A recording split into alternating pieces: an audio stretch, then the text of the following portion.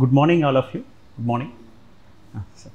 Actually ఒకటి మీకు ఆన్లైన్లో అటెండ్ చేస్తున్న పేరెంట్స్కి స్క్రీన్ షేర్ అవుతుందా? Okay, is my voice clear and screen sharing ఉందా?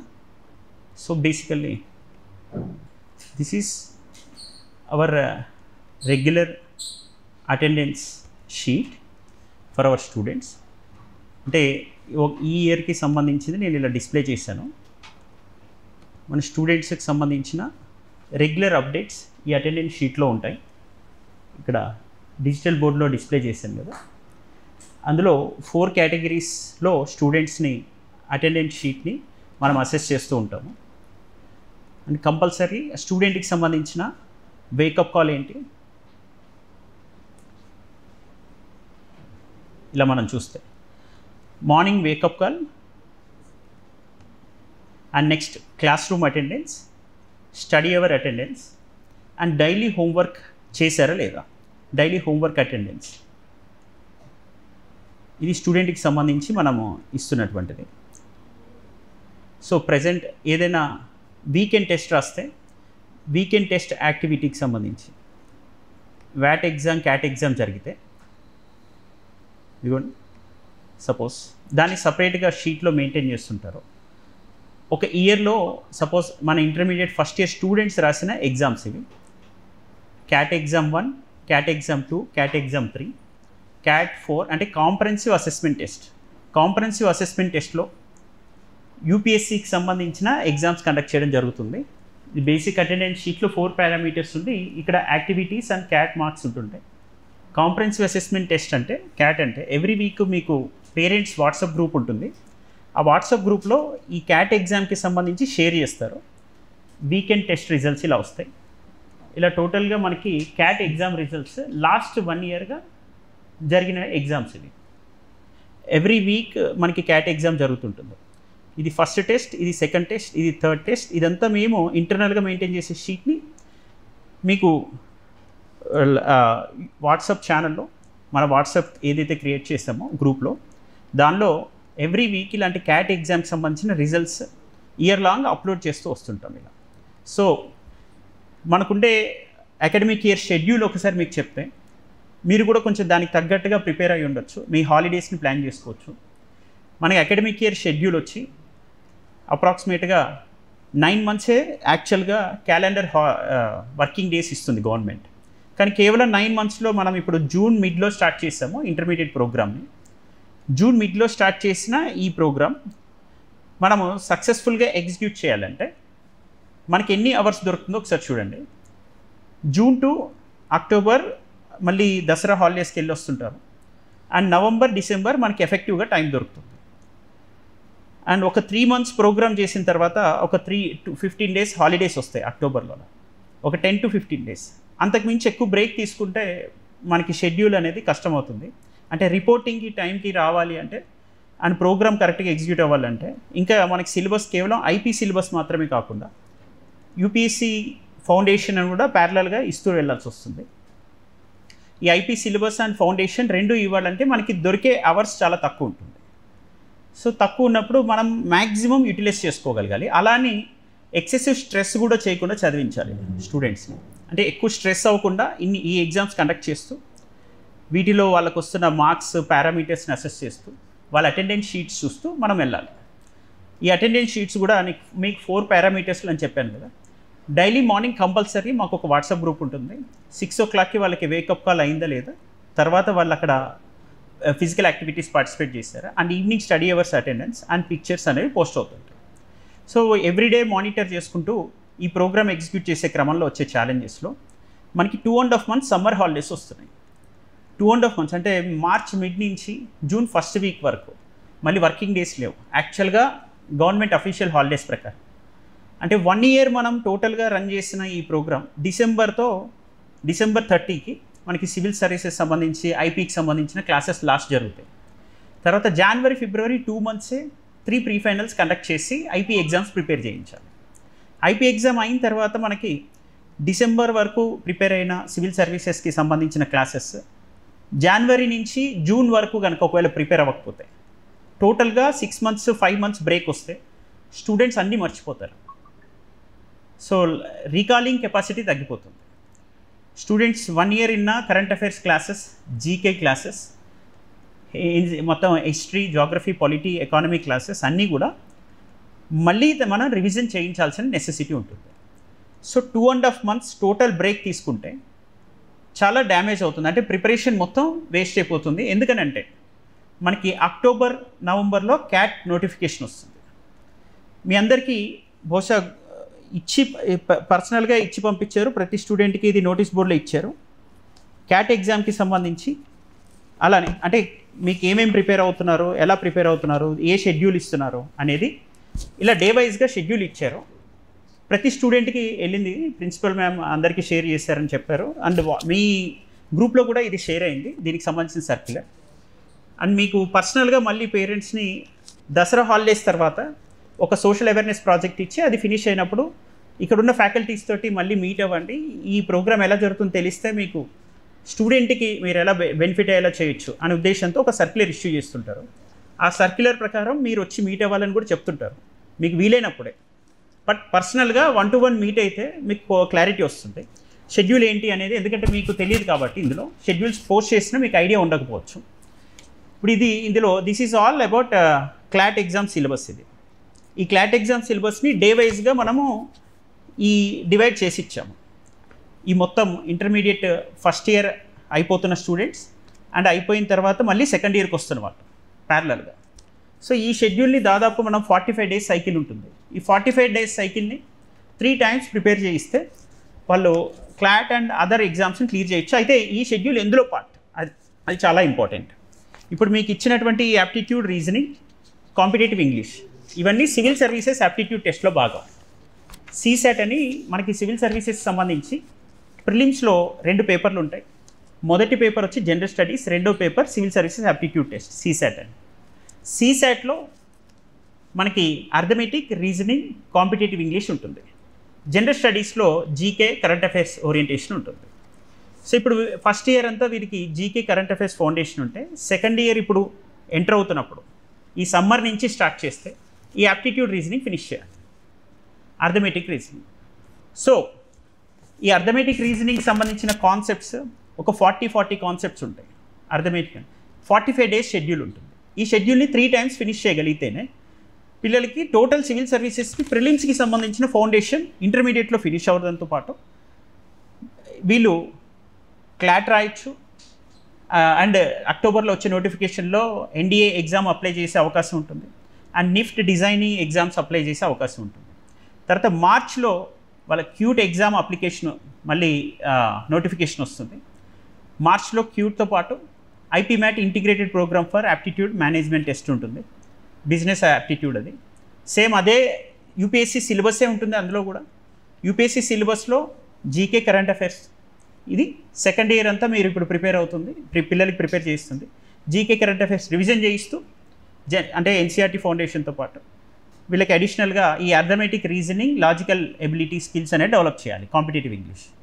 సో ఇవి ఫినిష్ చేయగలిగితే వాళ్ళు రాసుకునే ఎగ్జామ్స్ అక్టోబర్ తర్వాత ఎన్డీఏ, క్లాట్ లాంటి ఎగ్జామ్సే కాకుండా and civil services prelims foundation finish చేసుకొని మార్చ్ తర్వాత మళ్ళీ ఒక ర్యాపిడ్ రివిజన్ పెడితే ఒక 45 days తర్వాత వాళ్ళు క్యూట్ ఎగ్జామ్ రాయొచ్చు, హాస్పిటాలిటీ సైన్స్ రాసేయచ్చు, ఐపీ మ్యాట్ రాయొచ్చు అండ్ అదర్ ఎగ్జామ్స్ ఇంకా కాంపిటేటివ్ ఎగ్జామ్స్ ఏమైనా ఉన్నా కూడా అప్లై చేసి రాయడానికి ఎలిజిబిలిటీ వస్తుంది, కాన్ఫిడెన్స్ వస్తుంది.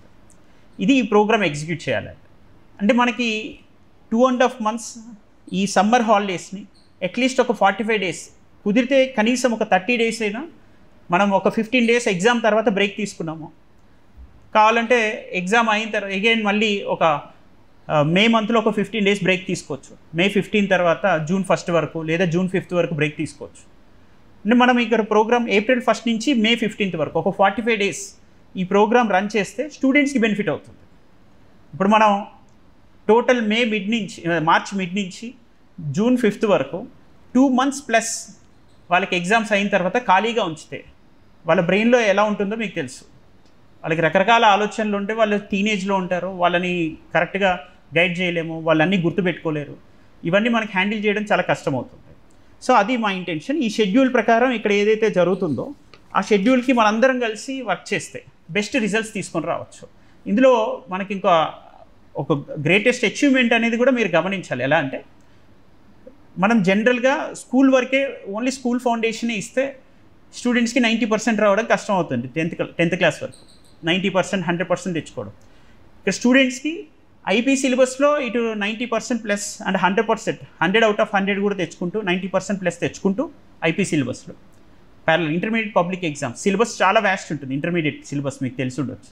ఇంటర్మీడియట్ సిలబస్ చాలా ఎక్కువ. ఆ సిలబస్ ఫినిష్ చేస్తూ ప్యారలల్గా మళ్ళీ మనం ఎన్సీఆర్టీ, జీకే, కరెంట్ అఫైర్స్ రెగ్యులర్గా చెప్తూ అది ఫినిష్ అయిన తర్వాత మళ్ళీ యాప్టిట్యూడ్, రీజనింగ్ ఇవి ఫినిష్ చేసి మళ్ళీ రివిజన్ చేయించడం.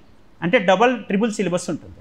ఈ ట్రిపుల్ సిలబస్ని ఎక్కువ స్ట్రెస్ లేకుండా యాక్టివిటీ ఓరియంటెడ్గా కొన్ని సబ్జెక్ట్ నాలెడ్జ్, ఇప్పుడు పాలిటీ చదువుకున్నారు పిల్లలు, పొలిటికల్ సైన్స్ చదువుకున్న వాళ్ళకి మాక్ పార్లమెంట్ మేము కండక్ట్ చేస్తే అందులో ఆ పాలిటీ క్లాస్ కూడా అప్లికేషన్ ఓరియంటెడ్గా అర్థమైంది. అలా పార్టిసిపేట్ చేయించండి. సాటర్డేస్ మాత్రమే, వీకెండ్స్ టైం వేస్ట్ చేయకుండా. అలానే యునైటెడ్ నేషన్స్, ప్రపంచవ్యాప్తంగా ఉన్న దేశాలని గుర్తుపెట్టుకోవడం కష్టం. కొన్ని దేశాలను కనీసం వాళ్ళు రిప్రజెంటేటివ్స్ని చూస్తే గుర్తుపెట్టుకోగలుగుతారు.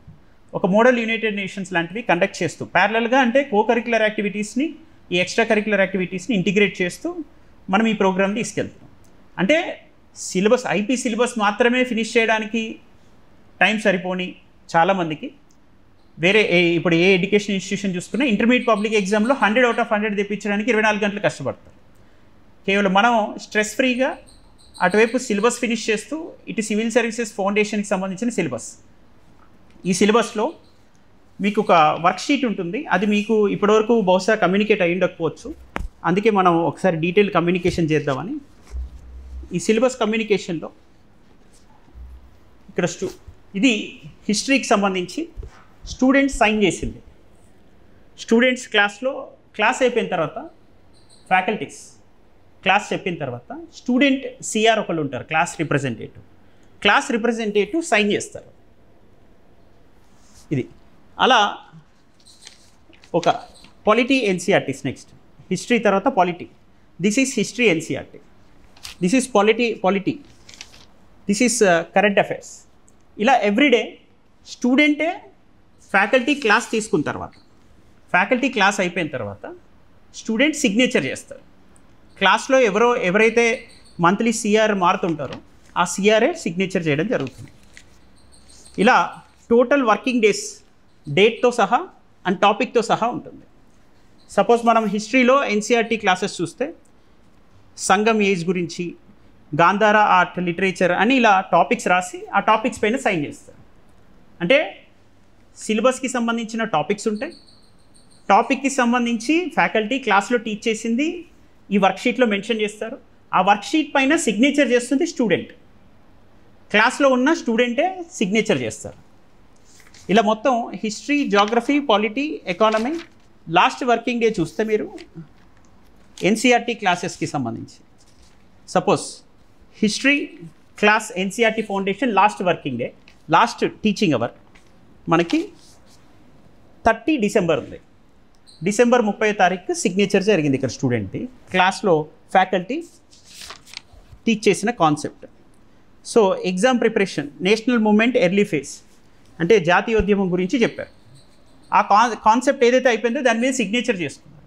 ఇప్పుడు డిసెంబర్ 30కి అయిపోయిన ఆ హిస్టరీ మళ్ళీ పిల్లలు ఎప్పుడు చదివారంటే ఇంటర్మీడియట్ పబ్లిక్ ఎగ్జామ్స్ అయిపోయిన తర్వాత ఇప్పుడు ఈ సమ్మర్లో చదువుతున్నారు.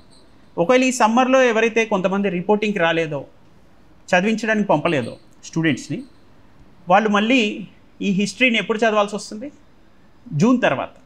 అంటే ఎప్పుడు అయిపోయినా ఈ ఎన్సీఆర్టీ ఫౌండేషన్ ఇది polity, history, economy 4 NCERT foundation classes faculties chapter వైజ్గా టీచ్ చేసి, ఆ చాప్టర్ వైజ్గా టీచ్ చేసింది పిల్లలు సిగ్నేచర్ చేస్తారు. సైన్ చేసిన దాన్ని స్టూడెంట్స్ డిసెంబర్ 30 వరకే ఈ క్యాట్ ఎగ్జామ్స్ రాశారు. తర్వాత ప్రీ ఫైనల్ ఎగ్జామ్స్ జరిగాయి. ప్రీ ఫైనల్ ఎగ్జామ్స్ 3 జరిగాయి. ఈ 3 ప్రీ ఫైనల్ ఎగ్జామ్స్ జరగడంతోనే వాళ్ళకి అయిపోయింది. అప్పటికి ప్యారలల్గా మళ్ళీ పొంగల్ హాలిడేస్ వచ్చాయి. స్పోర్ట్స్ యాక్టివిటీస్ ఇవన్నీ కూడా కంటిన్యూ చేస్తూ డైలీ వేకప్ కాల్ ఇవన్నీ మెయింటైన్ చేస్తూ మనం ఎగ్జామ్స్ పెట్టాం. We are expecting good number of results. 100 out of 100 వచ్చే పిల్లలు అయితే అట్లీస్ట్ ఒక 12 to 15 ఉండొచ్చు, అట్లీస్ట్ తక్కువలో తక్కువ. మ్యాక్సిమం 99% స్టూడెంట్స్ 90% ప్లస్ తెచ్చుకుంటారు ఐపీ ఎగ్జామ్స్లో. ఇప్పుడు రిజల్ట్స్ వచ్చాక మీకే ఐడియా వస్తుంది. 90% ప్లస్ వచ్చే స్టూడెంట్స్ ఏది ఇటువైపు ఎన్సీఆర్టీ మీకు చెప్పిన ఈ క్లాసెస్ ఫినిష్ చేస్తారు. అటువైపు ఇంకా సైన్స్ స్టూడెంట్స్కి అయితే ఇంకొంచెం ఎక్కువ టఫ్ అయిపోయి, సైన్స్ స్టూడెంట్స్ అటు math A math B physics chemistry prepare అవుతూ ప్యూర్ సైన్సెస్ని మళ్ళీ వీళ్ళు ఇటు ఈ క్లాసెస్ అన్నీ విన్నారు. ఇవి ఫినిష్ చేసిన తర్వాత ఇప్పుడు జూన్ తర్వాతే ఈ మళ్ళీ మనం స్టార్ట్ చేయాలి అంటే 6 months బ్రేక్ వచ్చినట్టు. ఈ బ్రేక్ రాకుండా మనం కొంచెం ఎర్లీగా ఒక 1 month రివిజన్ క్లాసెస్ కంపల్సరీ పెట్టాము. ఈ రివిజన్ క్లాసెస్కి మీకు ఐడియా లేకపోయేసరికి కొంతమంది పేరెంట్స్కి ఇది మళ్ళీ వెంటనే క్లాసెస్ ఎగ్జామ్స్ అయినాయి ఇప్పుడే కదా అనే ఫీలింగ్ ఉండొచ్చు బహుశా. మళ్ళీ వెంటనే క్లాసెస్ అని కాదు, మళ్ళీ June 5th యాక్చువల్గా వర్కింగ్ డే స్టార్ట్ అవుతుంది, అఫీషియల్ వర్కింగ్. అంటే ఇప్పుడు మార్చ్ ఎండ్ తర్వాత June 5th అంటే 2.5 months ప్లస్ 2.5 months అంత బ్రేక్ వస్తే ఆల్రెడీ బ్రేక్ వచ్చింది కాబట్టి ఇంకా చాలా కష్టమైపోయింది.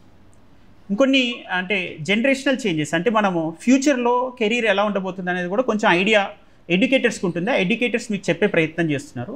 దానివల్ల మీకు స్టూడెంట్స్కి కూడా చాలా బెనిఫిట్ అవుతుందని నేను ఆలోచించి ఈ విషయాన్ని నెక్స్ట్ చైర్మన్ సార్ కూడా వచ్చి చెప్తారు. ఫ్యూచర్ ఎడ్యుకేషన్ సెక్టర్ అంతా కూడా రివల్యూషన్తో వెళ్ళబోతుంది. ఇండస్ట్రియల్ రివల్యూషన్, ఎలక్ట్రిసిటీ రివల్యూషన్ తర్వాత డిజిటల్ రివల్యూషన్ అయిపోయి ఇప్పుడు రివల్యూషన్ వైపు వచ్చాం. సో ఇప్పుడు ఈ జనరేషన్ అంతా మ్యాక్సిమం జెన్ జీగా పిలువబడుతున్నటువంటి జనరేషన్ ఇది. ఈ జెన్ జీ జనరేషన్ ఎక్కువగా మీరు చూస్తే నేను కొన్ని కీ టర్మ్స్ మనకు ఉపయోగపడుతుందని చెప్తున్నాను. ఫ్యూచర్ రివల్యూషన్లో జాబ్ సెక్టార్లో డిఫరెంట్ స్కిల్స్ని అటైన్ చేయగలిగితే మనము అంటే multi disciplinary knowledge and skills ఉంటేనే కెరీర్ అనేది ఇంకా సక్సెస్ఫుల్గా ముందుకెళ్ళే అవకాశం ఉంటుంది. Multi disciplinary knowledge and skills అంటే ఇప్పుడున్నటువంటి జెన్ జీ షిఫ్ట్ అంటే ఈ జనరేషన్ షిఫ్ట్ని అబ్జర్వ్ చేస్తే అప్పుడు ఏ స్కిల్స్ ఇవ్వచ్చో మనకు ఐడియా వస్తుంది. ఎందుకని ఇప్పుడున్న జనరేషన్ జెడ్ అని అంటున్నారు అంటే వాళ్ళకున్న ఈ గ్లోబల్ ఎక్స్పోజర్ పెరిగింది. అండ్ అలానే ఎమోషనల్ ఫ్లక్స్ అంటే ఎమోషనల్లీ చాలా ఇంపల్సివ్గా ఉంటారు, చాలా త్వరగా రియాక్ట్ అవుతుంటారు. నెక్స్ట్ నేషనల్ ఐడెంటిటీని తక్కువగా వాళ్ళు గుర్తిస్తారు, వాళ్ళ సెల్ఫ్ ఐడెంటిటీ మీద ఎక్కువ ఫోకస్ చేస్తుంటారు ఇలా. సో టాలరెన్స్ కూడా కొంచెం తగ్గుతూ ఉంది స్టూడెంట్స్లో, టాలరెన్స్ లెవెల్స్ తక్కువ ఉంటుంటాయి. సో ఈ రిజైలియన్స్ కన్సర్న్స్ ఈ ఎమోషనల్ వెల్బీయింగ్ని దృష్టిలో పెట్టుకొని మీకు ఒక కీ టర్మ్ నేను చెప్పదలుచుకున్నాను. ఈ జెన్ జీ ఫీచర్స్ని మనం తెలుసుకోవాల్సిన అవసరం ఉంది. ఈ జనరేషన్ జెడ్ ఎలా ఉంటుంది, ఎలా ఆలోచిస్తుందని. ఇప్పుడు పేరెంట్స్కి ఈ జనరేషన్ ఆలోచించే విధానాన్ని అండ్ మాకు కూడా అర్థం చేసుకునే విధానాన్ని మార్చుకోవాల్సిన అవసరం కనిపిస్తుంది. అందులో smart teen and gen Z features ఎలా ఉంటున్నాయంటే మనం నేషనల్ యాంథమ్ ఒకటి డిస్ప్లే చేస్తే, సపోజ్ నేషనల్ యాంథమ్ని పిల్లలు పాడరు, నేషనల్ యాంథమ్కి పెద్దగా రెస్పెక్ట్ ఇవ్వట్లేదు, నేషనల్ ఫ్లాగ్కి కానీ అట్లా వాళ్ళు కొంచెం అప్పుడు కూడా ముచ్చట పెట్టుకుంటుంటారు స్టూడెంట్స్. సో అప్పుడు కూడా వాళ్ళు డిస్కస్ చేసుకుంటుంటారు, అంటే దాని ఇంపార్టెన్స్ ఏంటి అనేది మళ్ళీ ఎక్స్ప్లెయిన్ చేయాల్సిన అవసరం ఏర్పడుతుంది. నెక్స్ట్ మెటీరియలిజం అనే ఇప్పుడు ఇక్కడ సెకండ్ పాయింట్ ఏంటంటే అంటే గతంలో మనం కొంత స్పిరిచువల్ కంటెంట్మెంట్ ఉండేది, అంటే ఎంతో కొంత సమ్ దైవ చింతనలాగా లేదా ఆధ్యాత్మిక చింతనలాగా ఉండేది. ఇప్పుడు మెటీరియలిజం అనేది ఎక్కువగా పెరుగుతుంది. మెటీరియలిజం అంటే సపోజ్ ఒక మంచి మొబైల్ లేకపోతే నలుగురిలో రెస్పెక్ట్ ఉండదు, మనం కార్ వేసుకొని వెళ్ళకపోతే రెస్పెక్ట్ ఉండదు. అంటే this kind of brand obsession and social media ఇన్ఫ్లుయెన్సర్స్కి ఎక్కువగా అట్రాక్ట్ అవుతుంటారు. ఇదొక ఛాలెంజ్ జెన్ జీలో. నెక్స్ట్ వ్యాలిడేషన్ అంటే వాళ్ళు ఎలా అంటే తమ క్రెడిబిలిటీ తమ క్రెడిట్ స్టూడెంట్స్ ఇప్పుడు ఆలోచిస్తుంది వాళ్ళకి వచ్చే నెంబర్ ఆఫ్ లైక్స్ మీద ఆధారపడి ఉందని భావిస్తున్నారు. నెంబర్ ఆఫ్ అంటే దాన్ని social media defines self worth, అంటే తమ లైఫ్లో సాధించిన విజయాల కన్నా తమకు వచ్చిన లైక్స్ డిస్లైక్స్ ఆధారంగానే వాళ్ళకి సొసైటీలో రెస్పెక్ట్ ఉంది అని ఫీల్ అవుతుంటారు. ఈ సోషల్ మీడియా జనరేషన్ అలా ఆలోచిస్తుంటుంది ఈ జెన్ జీలో. రెడ్యూస్డ్ రిజైలియన్స్ అంటే వాళ్ళు ఏదైనా సమస్య వస్తే తట్టుకునే శక్తి తక్కువగా ఉంటుంది, అంటే ఇతరుల్ని ఆరోపించడం ఎక్కువగా ఉంటుంది ఈ జెన్ జీలో ఉండే లక్షణంలో. మన టైంలో ఏదైనా ఉంటే దేవుడు ఎలా రాశాడు అలా జరుగుతుంది అంటారో, లేకపోతే మనం ఎలా అయినా పోరాడదాం ఫైట్ చేద్దాం అనే ఆలోచన ఎక్కువ ఉంటుంది. ఏదైనా ప్రాబ్లం వచ్చినా ఏదైనా వచ్చినా we have to face it అనే ఫీలింగ్ ఎక్కువ ఉండేది ముందు జనరేషన్. ఈ జనరేషన్లో రిజైలియన్స్ తక్కువ, అంటే పటిమ, పటుత్వం, సాధించాలనే తపన, వీటికన్నా ఛాలెంజెస్ని ఫేస్ చేయడం కన్నా త్వరగా బ్రేక్ డౌన్ అవడం. ఒక ఫెయిల్యూర్, ఒక క్రిటిసిజం నీతోటి ఇది కాదు అంటే వెంటనే వాళ్ళు దాన్ని తట్టుకోలేకపోవడం, నెగిటివ్గా తీసుకోవడం, నువ్వు సరిగ్గా చేయట్లేదు అంటే నెగిటివ్గా తీసుకోవడం అనేది, దాన్ని ఆత్మ పరిశీలన చేసుకోవడం కన్నా, సెల్ఫ్ ఎవాల్యుయేషన్, సెల్ఫ్ క్రిటిసిజం చేసుకోవడం కన్నా దాన్ని తట్టుకోలేని తత్వమే ఎక్కువ అవుతుంది. దాన్ని రిజైలియన్స్ తగ్గుతుంది ఇప్పుడు జనరేషన్లో. నెక్స్ట్ ఈ కాలంలో చాలా ఫ్రీక్వెంట్గా అతి తేలిగ్గా వాడుతున్న పదం, ట్రిగ్గరింగ్ వొకాబులరీ ఏంటంటే సూసైడ్ చేసుకోవడం. అంటే సూసైడల్ టెండెన్సీ టీనేజ్లో అతి సాధారణంగా అతి తేలికగా వాడుతున్న పదాల్లో ఈ సూసైడ్ అనే పదం, ఇది self harm related points trigger. So ఇది మేము రీసెర్చ్ చేసి మీకు చెప్తుంది ఈ పాయింట్. మేము చేసిందనే కాదు, దిస్ ఈస్ ఇప్పుడు national health policy ministry of health and family welfare ఆధ్వర్యంలో రిలీజ్ అవుతుంటుంది. వాటిల్లో ఏదైతే అబ్జర్వేషన్ వాళ్ళు యూజ్ చేసిన టర్మ్స్ ఉన్నాయో, అంటే ప్రభుత్వాలే ఏవైతే పరిశీలించి చెప్తున్నాయో, అండ్ యునైటెడ్ నేషన్స్ కూడా తమ ఆధ్వర్యంలో జరుగుతున్నటువంటి పరిశోధనల కేంద్రంగానే ఈ పదాలను వాళ్ళే ఉపయోగించారు. వాళ్ళు ఇస్తున్నటువంటి రీసెర్చ్. ఆ రీసెర్చ్లో ఈ టెక్ డిపెండెన్సీ రేషియో పెరిగింది. టెక్ డిపెండెన్సీ అంటే స్క్రీన్ టైం చాలా పెరుగుతుంది. ఇప్పుడు మనం చాలా కంట్రోల్ చేసే ప్రయత్నం చేస్తున్నాం. ఇక్కడ స్క్రీన్ టైం మనం వీలైనంత వరకు మొబైల్స్ అసలు ఇంటర్మీడియట్ స్టూడెంట్స్కి ఇవ్వం. Degree first year, second year వాళ్ళకి కేవలం సండేస్ ఇస్తాం. డిగ్రీ ఫస్ట్ ఇయర్కి ఓన్లీ సండేస్ ఇస్తాం. డిగ్రీ సెకండ్ ఇయర్కి అండ్ ఓన్లీ స్టడీ అవర్స్లో ఇస్తున్నారు. స్టడీ అవర్ కూడా అయిపోయిన తర్వాత normal hours. Degree second year అంటే వర్కింగ్ డే మొత్తం ఇవ్వరు. డిగ్రీ థర్డ్ ఇయర్కి మాత్రమే ఇక మొబైల్ అవైలబిలిటీ ఇచ్చాం. అంటే మనం వీలైనంత వరకు ఈ టెక్ డిపెండెన్సీ తగ్గించే ప్రయత్నం చేస్తున్నాం, కానీ ఇది చాలా కష్టమైన విషయం. It is a biggest challenge. So screen time and gaming, social media addiction అనేది ఈ పెరుగుతున్నది ఈ జెన్జీలో present. Next emotional sensitivity. Present generation కొంచెం గుర్తుపట్టాల్సింది, చిన్న చిన్న విషయాలకి ఎక్సెసివ్గా రియాక్ట్ అవ్వడం, ఎక్స్ట్రీమ్గా రియాక్ట్ అవ్వడం, చిన్న విషయాల్ని చాలా చిన్నగా తీసుకోవడం కాకుండా, ఈవెన్ లైఫ్లో చాలా పెద్ద విషయాల్ని ఎన్నో అప్పులు ఉన్నప్పటికీ కూడా ముందు జనరేషన్ ఉన్న పేరెంట్స్ వాటిని తట్టుకొని చాలా తేలిగ్గా ముందుకు వచ్చేవాళ్ళు. ఇప్పుడు పిల్లలకి మైనర్ విషయం అంటే, సపోజ్ ఇప్పుడు పుష్ప సినిమాకి వెళ్ళాలనుకోండి, వెళ్ళకపోతే అది తట్టుకోలేకపోవడం, దాన్ని తట్టుకోలేక పేరెంట్స్ వెళ్ళడం, ఆ తొక్కిసలాటలో చనిపోవడం. అంటే ఈ జెన్జీ మనస్తత్వం ఏంటంటే చిన్న విషయాలని వాళ్ళు తట్టుకోలేరు. ఒక సినిమా పోస్ట్పోన్ అయినా ఒక వారం తర్వాత చూద్దామన్నా కూడా వాళ్ళు సంతోషపడలేరు. అసలు వాళ్ళు ఇతరులని సంతోషంగా కూడా ఉంచరు ఆ క్షణంలో. సో ఈ ఎమోషనల్ సెన్సిటివిటీ ఎక్కువ ఉంటుంది స్పర్గా. నెక్స్ట్ ఎరోజన్ ఆఫ్ యాంకర్స్, అంటే పట్టి ఉంచే తత్వం. ఒకప్పుడు ముందు జనరేషన్ పట్టి ఉంచే విషయాల్లో ఫ్యామిలీ పట్టి ఉంచేది. ఇప్పుడు న్యూక్లియరైజేషన్ పెరిగింది. అంటే జనరల్గా ఉమ్మడి కుటుంబాలు తగ్గుతున్నాయి కాబట్టి, సో ఇప్పుడు ఫ్యామిలీలో పెద్దవాళ్ళు తక్కువగా ఉంటుంటారు ఇప్పుడు. సో ఈ నేచర్ వల్ల ఫ్యామిలీ కనెక్షన్ అనేది ఒకప్పుడు ఒక బంధనం విధించేది, వాళ్ళకు ఒక యాంకర్ లాగా ఉండేది, ఒక ఖచ్చితంగా వాళ్ళని పట్టి ఉంచేది. ఆ family connection and spiritual connection. అంటే పాపభీతి, గతంలో పాపభీతి, ఇప్పుడున్న పాపభీతి అసలు ఇప్పుడు లేదు. అంటే ఇప్పుడు చాలా తేలికగా అసలు పాపం అనే పదాన్ని మర్చిపోయారు. ఇది తప్ప లేదా అని ఆలోచించే శక్తి కూడా తగ్గింది జెన్జీలో, ఈ జనరేషన్లో. ఆఫ్టర్ కోవిడ్ ఈ డిజిటల్ రివల్యూషన్ దాటి ఇప్పుడు ఏ రివల్యూషన్ వైపు అడుగుపెట్టాం. ఈ ఆర్టిఫిషియల్ ఇంటెలిజెన్స్ రివల్యూషన్ ఈ విధమైనటువంటి పరిణామాలకు కూడా దారితీస్తుంది. But technology is always great achievement. But దాన్ని ఎలా ఉపయోగించాలని చెప్పే ముందు జరుగుతున్నటువంటి సోషల్ చేంజెస్ని మనం ఐడెంటిఫై చేయాలి. పిల్లల్లో మనం ఏం చూస్తున్నాం, దాన్ని ఏం చెప్పాలని మనం ప్రయత్నం చేస్తున్నాం అనేది మీరు గమనించాలని మా ఉద్దేశం. Next non conformity. అంటే సపోజ్ ఎవరైనా ఇది పెద్దల్ని గౌరవించాలి, లేదా నేషనల్ యాంథమ్నో నేషనల్ ఫ్లాగ్నో రెస్పెక్ట్ చేయాలి, లేదా టీచర్స్ని రెస్పెక్ట్ చేయాలని చెబితే దానిలో వాళ్ళు ఎక్కువగా తీసుకోకపోవడం, అంటే కల్చరల్ ట్రెడిషన్స్ని అబ్జర్వ్ చేయడం తగ్గడం, అండ్ క్వశ్చనింగ్ నేచర్ పెరుగుతుండడం.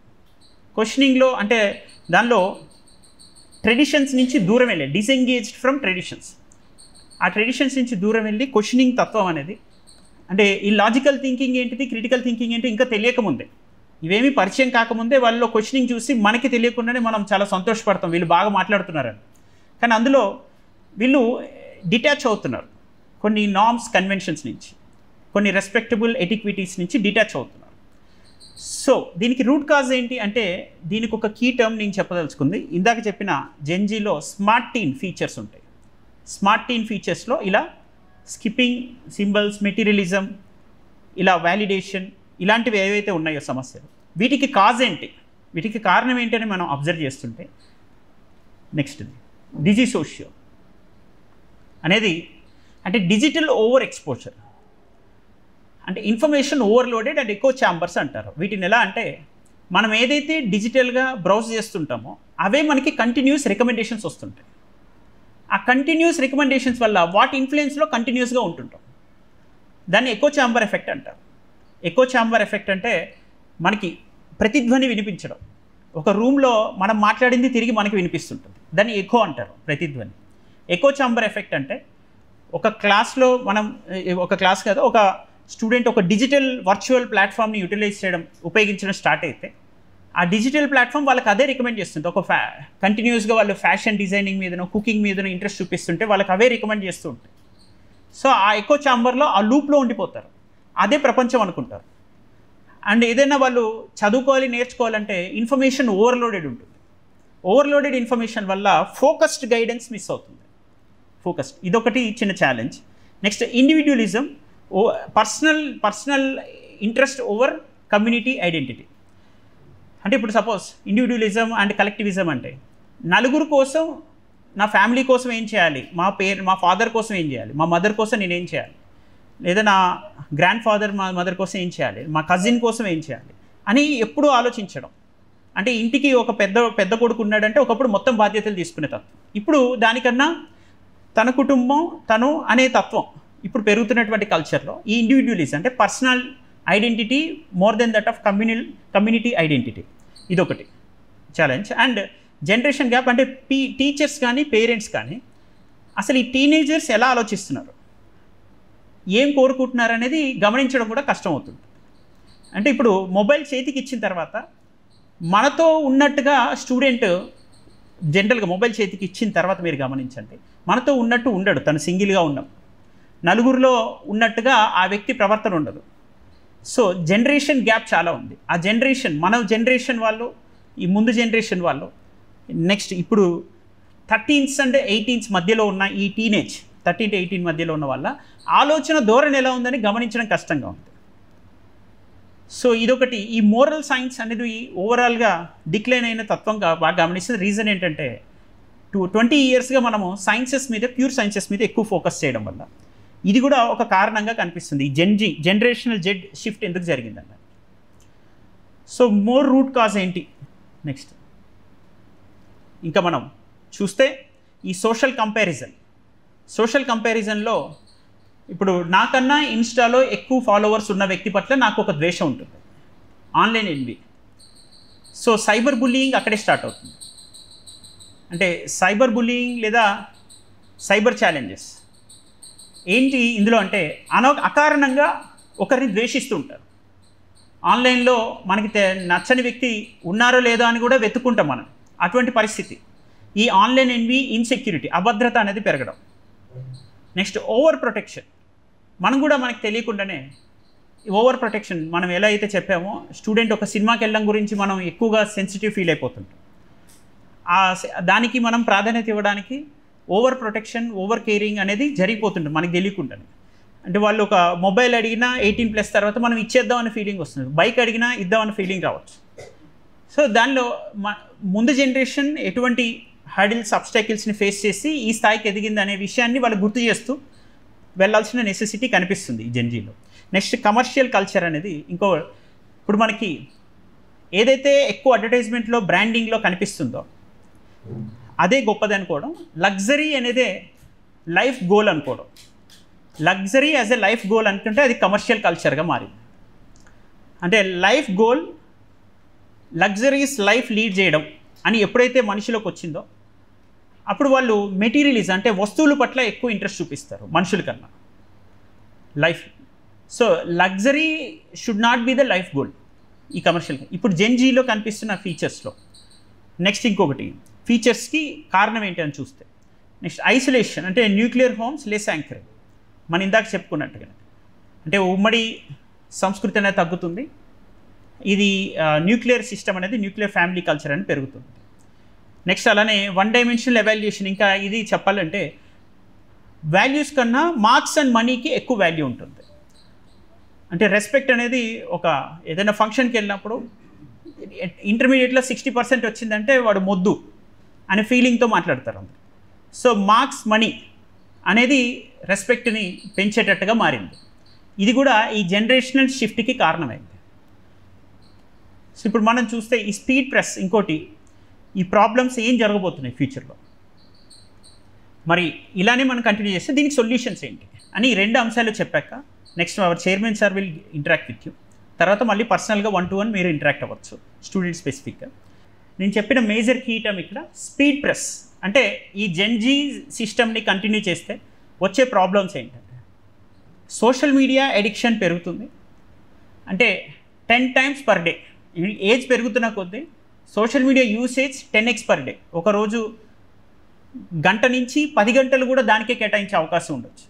అటువంటి వైపు పరిణామం ఉండొచ్చు మనం కనుక దీన్ని కొంచెం స్టేబుల్గా కంట్రోల్ చేయకపోతే. నెక్స్ట్ పీర్ ప్రెషర్, అంటే ఈ పక్క వాళ్ళు ఎలా ఉన్నారో దానికి తగ్గట్టుగా మనం కూడా అలానే ఉండాలి. వాళ్ళ డ్రెస్సింగ్ లాగా, వాళ్ళ బిహేవియర్ లాగా, వాళ్ళ మాటలాగా వాళ్ళకన్నా బెటర్గా ఉండాలి, ఇటువంటి ఆలోచన. నెక్స్ట్ రిలేషన్షిప్ కాన్ఫ్లిక్ట్స్, అంటే ప్రతి ఒక్క రిలేషన్షిప్కి వాల్యూ ఇవ్వడం తగ్గినప్పుడు న్యాచురల్గా అవి ఘర్షణలకి దారితీస్తుంది. ఇటువంటి ప్రాబ్లమ్స్. అంటే ఎకనమిక్ ఇన్ఈక్వాలిటీ, సబ్స్టెన్స్ అబ్యూస్ ఒక ఛాలెంజ్ అవుతుంది. అంటే వాళ్ళకి ఈ జనరేషన్ చాలా స్పీడ్గా ఎక్స్పోజ్ అవుతుంటారు. గ్లోబల్ ఎక్స్పోజర్ ఉంది అని స్టార్టింగ్ ఏజ్ మనం చెప్పాం. ఈ గ్లోబల్ ఎక్స్పోజర్లో ఈ ఆల్కహాల్, నార్కోటిక్స్, డ్రగ్ అడిక్షన్ అనేది ఒక బిగ్గెస్ట్ ఛాలెంజ్ అవుతుంది. ఆ ఛాలెంజ్ని మనం ఓవర్కమ్ చేయడం కూడా చాలా important. And self image issues ఉంటాయి. అంటే బ్యూటీయే అంతిమంగా వాళ్ళకి హయ్యెస్ట్ ప్రియారిటీ అయిపోతుంది తెలియకుండా. 71% ఫీల్ బ్యూటీ ప్రెషర్. అంటే వాళ్ళు ఇప్పుడు బాల్డ్ హెడ్ ఉంటే, అంటే ఏదో బట్టతలు ఉంటే పెళ్ళిళ్ళు కాకపోవడం అనేది కల్చర్ ఉంది చూడండి. This is a wrong notion which we have developed for the society. అంటే బ్యూటీ ప్రెషర్ అనేది పెరుగుతుంది. ఇది కూడా సెల్ఫ్ ఇమేజ్ ఇష్యూస్. దానివల్ల సెల్ఫ్ ఇమేజ్ అనేది వాళ్ళ బిహేవియరల్ ఎటిక్విటీ మీద కాకుండా వాళ్ళ బ్యూటీ మీద డిపెండ్ అయింది అని ఫీల్ అవుతున్నారు. So emotional instance, cyber bullying అనేది మీరు చెప్పినట్టు digital exposure cyber bullying. And ఇంకా ఎక్కువ మంది ఐఐటి డ్రాప్అవుట్స్ మీరు చూస్తున్నారు. అండ్ ఫ్యూచర్లో ఇప్పుడు ఇంజనీరింగ్ పరిస్థితి ఎలా ఉందంటే, గతంలో పాలిటెక్నిక్ డిప్లొమా ఉండేది, ఇప్పుడు లేదు. ఆ గతంలో ఐటీఏ ఉండేది, ఐటీఏ కోర్సులు ఉండేవి, ఇప్పుడు లేవు. గతంలో నర్సింగ్ లాంటివి ఏవో చేసేవారు, టీటీసీలు రాసేవాళ్ళు, ఇప్పుడు లేవు. ఇంకొక 4-5 years తర్వాత గతంలో ఇంజనీరింగ్ కాలేజ్ ఉందని చెప్పుకునే స్టేజ్ స్టార్ట్ అయిపోయింది. ఇంకా 10 years తర్వాత ఇంజనీరింగ్ కాలేజెస్ పాలిటెక్నిక్ కాలేజ్ పరిస్థితికి వస్తాయి. అంటే నేను this is not my notion, because we are in a revolution. ఇప్పుడు డిజిటల్ వరల్డ్ని దాటి ఏ వైపు అడుగు పెడుతున్నారు. ఇప్పుడంతా hospitality, leadership, human resource management, media, and ఏదైనా ఒక టాస్క్ ఇస్తే దాన్ని ఈవెంట్ హ్యాండిల్ చేసే కెపాసిటీ, ఇవి ఉన్న వాళ్ళ సంఖ్య చాలా డిమాండ్ పెరగబోతుంది. వీటి డిమాండ్ పెరుగుతూ మళ్ళీ టెక్నాలజీని ఎలా యూటిలైజ్ చేసుకోవాలనే ఎమోషనల్ స్టెబిలిటీ ఉన్న వాళ్ళ రిక్వైర్మెంట్ పెరుగుతుంది. ఈ టెక్నాలజీ వైస్ యూటిలైజేషన్తో నేను ఇందాక చెప్పిన సెక్టార్స్లో, హాస్పిటాలిటీలో, ఈవెంట్స్లో, మీడియాలో అండ్ బ్యూరోక్రసీలో, అడ్మినిస్ట్రేషన్లో రాణించే అవకాశం ఎక్కువగా ఉంది. నెక్స్ట్ జనరేషన్ ఆపర్చునిటీస్ అటువైపు ఉన్నాయి. 90% ఇప్పుడు ఐఐటీస్లో ప్లేస్మెంట్స్ డ్రాస్టికల్లీ 60% రెడ్యూస్డ్. 60% ఐఐటీఎన్స్కి ఈరోజు క్యాంపస్ ప్లేస్మెంట్స్ లేవు. అండ్ అప్పుడు లోకల్ ఇంజనీరింగ్ కాలేజెస్లో 90% ప్లేస్మెంట్స్ ఉండట్లేదు. ఇప్పుడు ఇంజనీరింగ్ నెక్స్ట్ ఒక 5-10 years తర్వాత ఓన్లీ స్కిల్ పైథాన్ నేర్చుకున్న స్టూడెంట్ ఒక 6 lakh 7 lakh ప్యాకేజ్తో ఉంటున్నారు బేసిక్గా, ఆఫీస్ సిస్టమ్ బేస్డ్.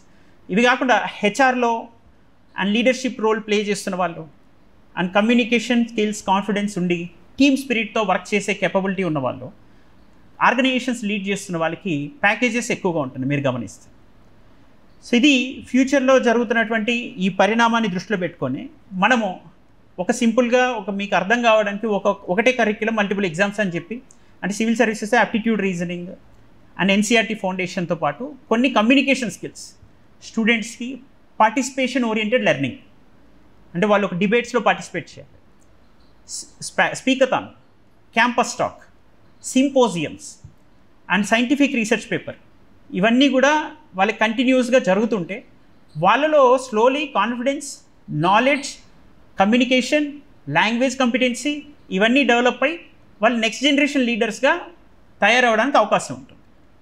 దీన్ని దృష్టిలో పెట్టుకొని మేము ఈ జెన్జీ గురించి మీకు ఎక్స్ప్లెయిన్ చేసి నెక్స్ట్ జనరేషన్ని మన సొల్యూషన్స్ ఏంటి, మరి దాన్ని ఎలా మనం తీసుకెళ్దాం అనడానికి ఒక చిన్న ఎగ్జాంపుల్గా నేను ఒక చార్ట్ ఇచ్చాను చూడండి.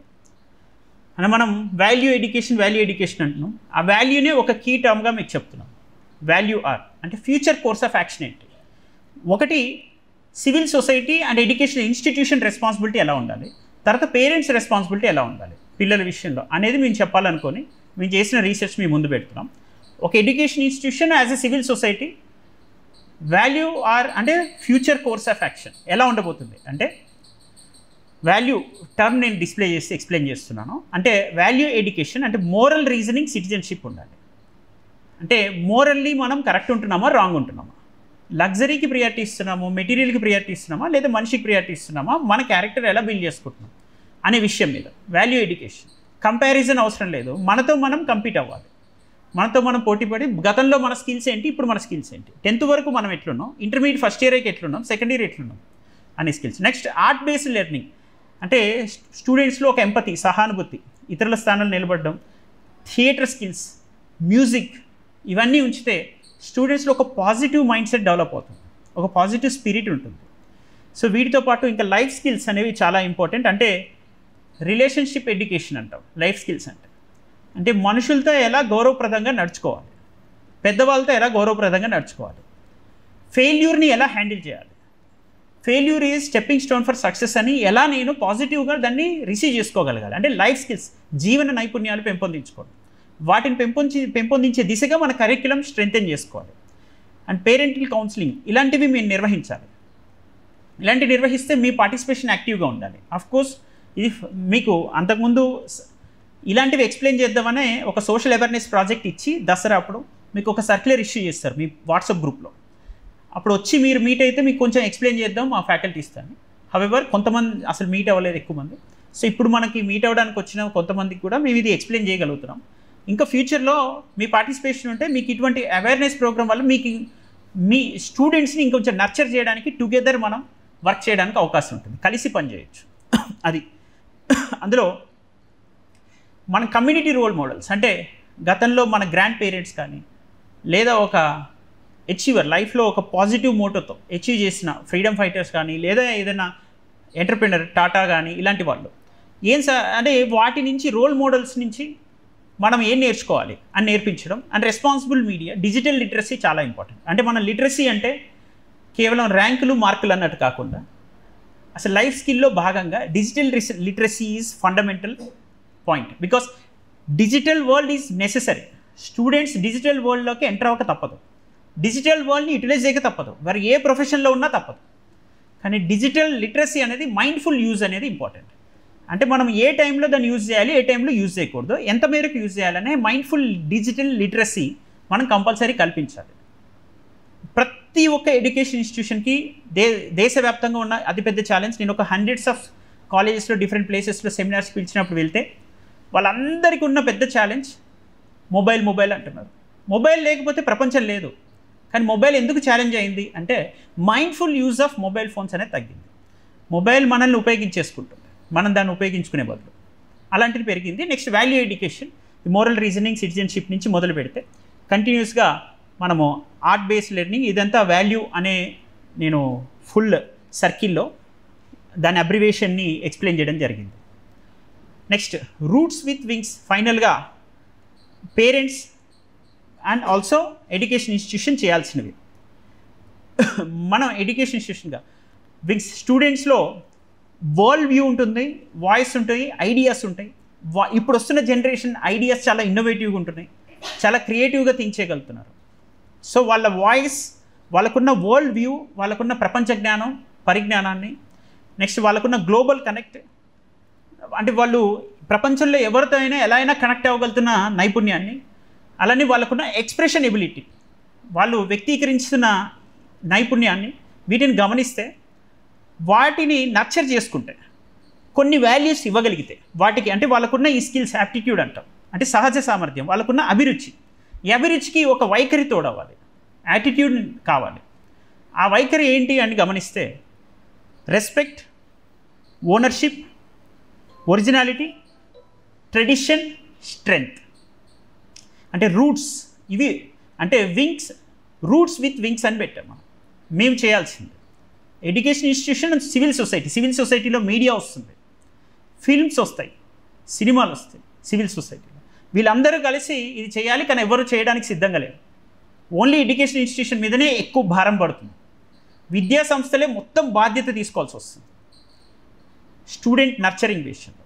అంటే నేను చెప్తున్న రూట్స్ విత్ వింగ్స్, ఇప్పుడు రెస్పెక్ట్ కల్చర్ ఫిల్మ్స్లో చాలా తక్కువ దొరుకుతుంది, సోషల్ మీడియాలో అస్సలు దొరకట్లా. ఓన్లీ ఎడ్యుకేషన్ ఇన్స్టిట్యూషనే ఈ రూట్స్, వింగ్స్ విత్ రూట్స్ ఇవ్వాల్సి వస్తుంది. రూట్స్లో అంటే రెస్పెక్ట్ ఇవ్వాల్సి వస్తుంది, ఓనర్షిప్ అంటే ఏంటో తెలియజేయాల్సి వస్తుంది, ఒరిజినాలిటీని వాళ్ళకి పరిచయం చేయాల్సి వస్తుంది, జీవిత సత్యాన్ని తెలియజేయాల్సి వస్తుంది, ట్రెడిషన్ అంటే సంప్రదాయం ఏంటి, ఆలోచన విధానం ఏంటి, నువ్వు నీ చరిత్ర ఏంటి, నీ పరిణామక్రమం ఏంటి, ఎవల్యూషన్ ఏంటి అనేది వివరించాల్సి వస్తుంది, నీ బలాలు బలహీనతలు చెప్పాల్సి వస్తుంది, స్ట్రెంగ్త్ ఏంటి, ఇవన్నీ చెప్పి నేర్పిస్తే ఆ వింగ్స్ని వాళ్ళు, అంటే ఆ రెక్కలని వాళ్ళు ఉపయోగించుకొని ప్రపంచ విజేతలుగా ఎదగడానికి అవకాశం ఉంటుంది. సో రూట్స్ విత్ వింగ్స్ అని మనం బ్యాలెన్స్డ్ గ్రోత్గా ఇంట్రడ్యూస్ చేయడం జరిగింది. ఈ ఎడ్యుకేషన్ సిస్టంలో పేరెంట్స్ మాత్రం పాటించాల్సింది నేను ఇచ్చిన ఒక్క కీవర్డ్, నెక్స్ట్ కేర్ఫుల్ అని ఒక టర్మ్ ఇచ్చాను. కేర్ఫుల్ అంటే పేరెంటింగ్ ఫర్ రూట్స్. ఏం చేద్దాం అంటే కేర్ఫుల్లో first communication, open non judgmental talks. అంటే స్టూడెంట్స్ ఏదన్నా మనకి చెబితే వాళ్ళు ఇది అది అని జడ్జ్ చేయకుండా, వాళ్ళ తప్పు చేసినా సరే వాళ్ళకి అది ఓపెన్గా చెప్పుకునే స్వేచ్ఛ కల్పించడం మొదటిది. అంటే ప్రతి చిన్న విషయానికి, దీనివల్ల స్టూడెంట్స్ ఈ మధ్యకాలంలో మీరు గమనిస్తే ప్రతి చిన్న విషయానికి తేలిగ్గా అబద్ధం ఆడుతుంటారు. అసలు ఆ కల్చర్ని పూర్తిగా పోగొట్టవచ్చు ఓపెన్ మైండెడ్నెస్ని, కమ్యూనికేషన్ ఇవ్వగలుగుతాం. That is called communication from the side of the parents to the students. ఒకటే open non judgmental talks. Next acceptance. Acceptance అంటే వాల్యూ యూనిక్ స్ట్రెంగ్త్స్. ఒక్కొక్క స్టూడెంట్లో ఒక్కొక్క నైపుణ్యం ఉంటుంది. ఒక స్టూడెంట్లో థియేటర్ ఆర్ట్స్ ఉండొచ్చు, ఒక స్టూడెంట్లో క్రియేటివ్ స్టోరీ రైటింగ్ స్కిల్స్ ఉండొచ్చు, ఒక స్టూడెంట్లో ఆన్సర్ రైటింగ్ బాగుండొచ్చు, వాళ్ళు సివిల్ సర్వీసెస్ బాగా ఉపయోగపడతారు, ఆన్సర్స్ బాగా రాయగలుగుతారు. వాళ్ళు మ్యాథమెటికల్ ఎబిలిటీ ఉండొచ్చు, హాస్పిటాలిటీ మేనేజ్మెంట్ చేయొచ్చు, లీడర్షిప్, టీమ్ స్పిరిట్, టీంలో బృందస్ఫూర్తి ఉంటుంది, వాళ్ళ టీంని బాగా లీడ్ చేయగలుగుతారు, టీంలో కలిసి పనిచేయగలరు, పాజిటివ్గా ఉండగలరు. అలాంటి వాళ్ళు ఏ స్కిల్కి ఎవరు పనికొస్తారో వాళ్ళని ఆ రంగంలో రాణించేటట్టుగా మనం సహకరించాలి. That is called acceptance. Acceptance అంటే valuing unique skills of the students, unique strength of the students. Role modelling అంటే మనం ఎథికల్ లివింగ్ మన సైడ్ ఉండేటట్టుగా జాగ్రత్త పడాలి. సపోజ్ ఒక చిన్న ఎగ్జాంపులే, మనం ఎక్కడైనా టిఫిన్ చేసి డబ్బులు ఇవ్వకుండా వచ్చేస్తాం అనుకోండి పేరెంట్గా, స్టూడెంట్ అది చూసి మంచి ఇంటెలిజెంట్ అని ఫీల్ అవుతారు ఫాదర్. అలాంటిది ఇన్స్పిరేషన్ తీసుకుంటే, ఫాదరో మదరో మంచి ఇంటెలిజెంట్ అని ఇన్స్పిరేషన్ తీసుకుంటే డబ్బులు ఎక్కడం ఇన్స్పిరేషన్ అనుకుంటారు.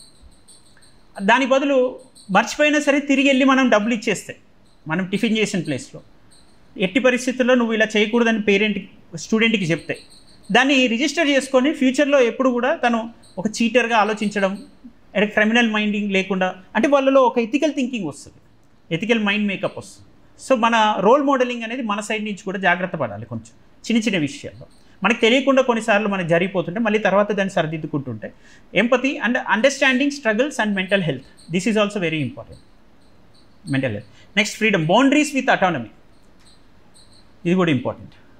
అంటే మనం స్టూడెంట్స్కి బౌండరీస్ ఇవ్వాలి, కొన్ని హద్దులు నిర్ధారించాలి, హద్దులు పెట్టాల్సిందే, కానీ మళ్ళీ అలా అని స్వేచ్ఛని హరించకూడదు. అది మా ఉద్దేశం. వాళ్ళకి స్వేచ్ఛతో పాటు కొన్ని హద్దులు మనం గుర్తు చేస్తుండాలి.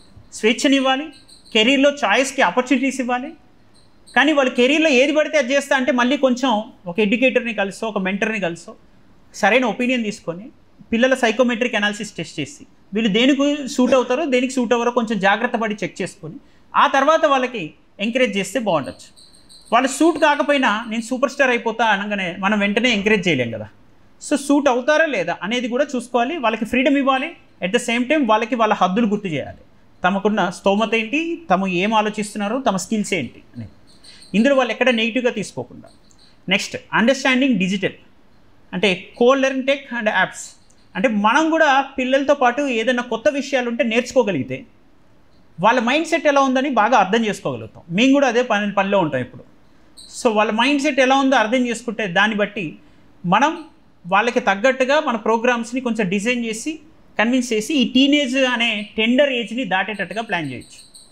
Next listen more and advise less అనేది స్టూడెంట్స్ విషయం. వాళ్ళు మనకు అర్థం కావాలంటే వాళ్ళని ఎక్కువ వినాలి. వాళ్ళు ఏం మాట్లాడినా వినాలి. విన్న తర్వాత అప్పుడు మనకు ఒక జడ్జిమెంట్ వస్తుంది. ఆ తర్వాత మనం అడ్వైజ్ చేయగలుగుతాం.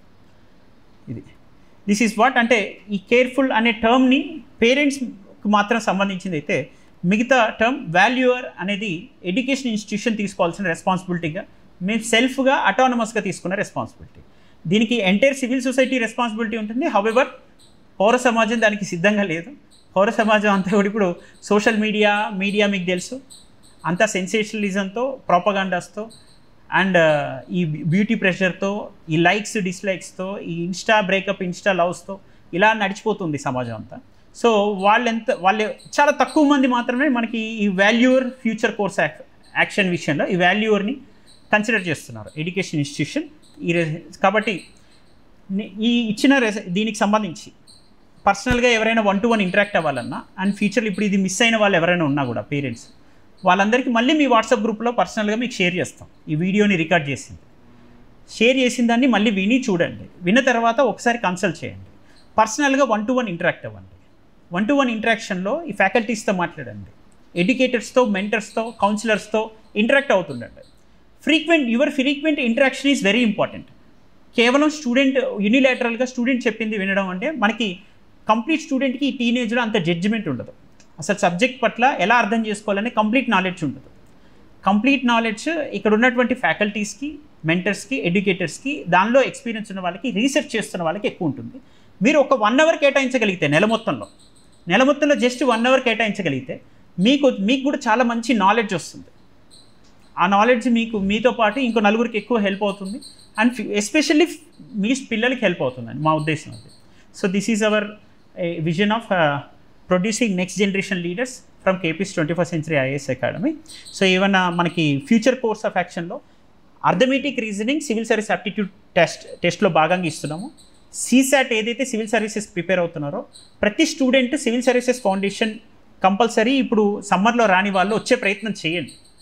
చేయడం వల్ల ఆ ఫౌండేషన్లో భాగంగా మల్టిపుల్ ఎగ్జామ్స్ వాళ్ళు నచ్చితే అప్లై చేసుకుంటారు, చేసుకోకపోవచ్చు, వాళ్ళకి చాయిస్ ఉంటుంది. ఈ ఏజ్ దాటితే తర్వాత అప్లికేషన్కి ఎలిజిబుల్ కాదు. 16-17 years లోపే వాళ్ళు ఎలిజిబుల్. తర్వాత వాళ్ళు ఈ విషయం తెలియకపోతే, ఈ విషయం ఎవరు గతంలో మీ ముందు జనరేషన్కి ఇలా ఎవరు చెప్పలేదు, ఈ విషయాలు ఉన్నాయని తెలియదు. ఇలా సెంట్రల్ యూనివర్సిటీస్ ఉన్నాయి, లా యూనివర్సిటీస్ ఉన్నాయి అండ్ IIMs ఉన్నాయి, ఇండియన్ ఇన్స్టిట్యూట్ ఆఫ్ మేనేజ్మెంట్ ఉంది అండ్ మినిస్ట్రీ ఆఫ్ టూరిజం కింద హాస్పిటాలిటీ ఇన్స్టిట్యూషన్స్ ఉన్నాయి. వీటన్నిటికీ ఒక కామన్ సిలబస్ ఉంది, అది సివిల్ సర్వీసెస్ ప్రిలిమినరీ ఎగ్జామ్ సంబంధించిన సిలబస్. ఆ సిలబస్లో జనరల్ స్టడీస్, జీకేతో పాటు ఇలా అర్థమెటిక్ రీజనింగ్, కాంపిటేటివ్ ఇంగ్లీష్ కనుక ప్రిపేర్ అయితే వాళ్ళు ఈ సబ్జెక్ట్స్ని ఈజీగా సునాయాసంగా నేర్చుకుంటే చాలా ఎగ్జామ్స్ క్లియర్ చేయొచ్చు, సునాయాసంగా క్లియర్ చేయొచ్చు. అది మాకున్న ఇంటెన్షన్. మంచి ఎడ్యుకేషన్ కల్చర్ని బిల్డ్ చేయడానికి, నెక్స్ట్ జనరేషన్ లీడర్స్ ప్రొడ్యూస్ చేయడానికి వచ్చిన KPIASకి parents and faculties and our visionary chairman KP sir, under his humble and able leadership, we are also working hard to produce good number of results and ranks here for various competitive exams.